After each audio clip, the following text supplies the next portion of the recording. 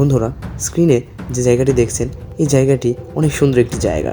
চারপাশে সমুদ্রের থই থই পানি, তার মাঝে ছোট্ট একটি দ্বীপ। সেই দ্বীপে আছে ছোট্ট একটি বাড়ি। কিন্তু আপনি জানলে অবাক হবেন যে এত সুন্দর একটি জায়গায় সম্পূর্ণরূপে যাওয়া নিষেধ করেছেন এই দেশের সরকার। কিন্তু কেন? এই দ্বীপটি পৃথিবীর অন্যতম সুন্দর দেশ আইসল্যান্ড এর দক্ষিণে বেস্টম্যান আইসল্যান্ড আর্কিওপ্যালিওর অংশ। আইসল্যান্ড সরকার এই দ্বীপটিতে যে কোনো ধরনের পর্যটক বা সাধারণ মানুষের যাওয়া নিষিদ্ধ করেছেন 1930 সালে। কিন্তু কেনই বা এই দ্বীপটিতে যাওয়া নিষেধ? চলুন জানা যাক। কিন্তু তার আগে অবশ্যই আমাদের চ্যানেলটিকে সাবস্ক্রাইব করুন এবং পাশে থাকা বেল আইকনটি বাজিয়ে দিন। ধন্যবাদ সবাইকে।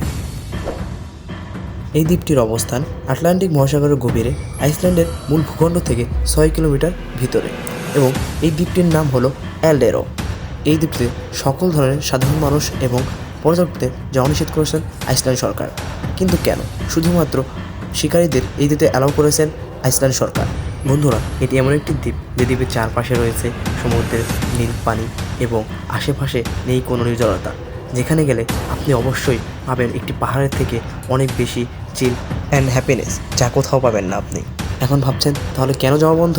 কারণ এই দ্বীপটিতে কোনো মানুষ স্থায়ীভাবে বসবাস করতে পারে না। কিন্তু কেন তারা বসবাস করতে পারে না এই দ্বীপটিতে?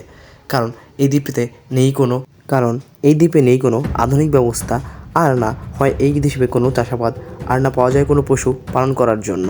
শুধু এখানে পাওয়া যায় পাফিন নামক এক ধরনের সামুদ্রিক পাখি, তাও আবার শুধুমাত্র পাফিন সিজনে, যখন এই পাফিন পাখিগুলো মাছ শিকার করতে এই দ্বীপে এসে ঘাঁটি বাঁধে।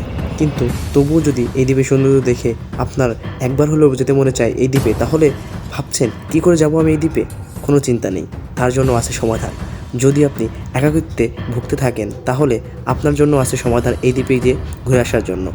এর জন্য আপনাকে ম্যানেজ করতে হবে একজন হান্টারকে, যিনি কিনা পারমিশন রাখেন এই দ্বীপে যাওয়ার জন্য। যদি আপনি একজন হান্টারকে ম্যানেজ করতে পারেন, তাহলে আপনি পারমিশন পাবে এই দ্বীপে ঘোরার জন্য।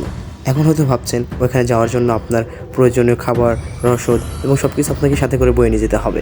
কিন্তু না, আপনাকে কোনো কিছু বয়ে নিয়ে যেতে হবে না। এইখানে একটি ছোট্ট ঘরে আপনি পেয়ে যাবেন সব। সেখানে আছে প্রয়োজনীয় সকল ধরনের খাবার, রসদ এবং ড্রিঙ্কস সহ থাকার জন্য ছোট্ট একটি বেডরুম, যেখানে আছে অনেকগুলো বেড। প্রতিনিয়ত কিছু না কিছু মানুষ এই দ্বীপটি দূর থেকে সৌন্দর্য উপলব্ধি করে।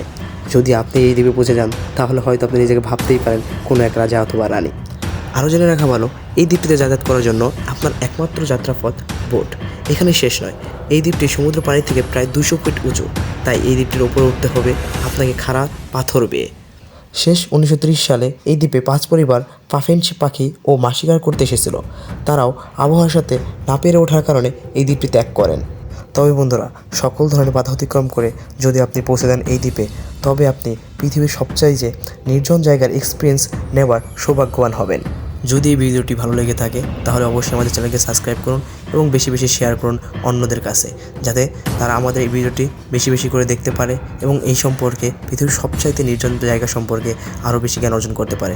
তার পাশাপাশি আমাদের চ্যানেলটি সাবস্ক্রাইব করুন এবং পাশে থাকা বেল আইকনটি বাজিয়ে দিন, যাতে আমাদের সকল ভিডিও আপনাদের কাছে অতি তাড়াতাড়ি পৌঁছে যায় এবং